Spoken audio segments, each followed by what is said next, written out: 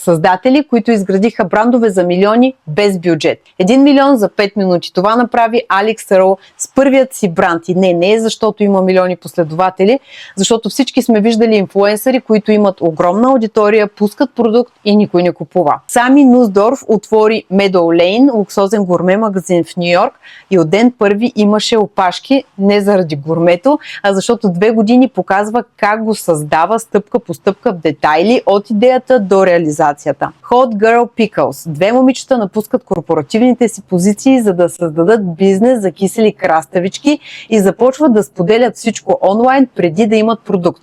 Пускат продукта и хората нямат търпение да купуват. Алекс Еърл просто вкара аудиторията в цялото си преживяване около борбата си с акнето и ги направи част от него. Какво е общото между всички тях? Те вкарват аудиторията си в целия процес, от самото начало, от идеята до реализацията. Така никой няма усещането, че му продават нещо, защото всеки се чувства част от екипа.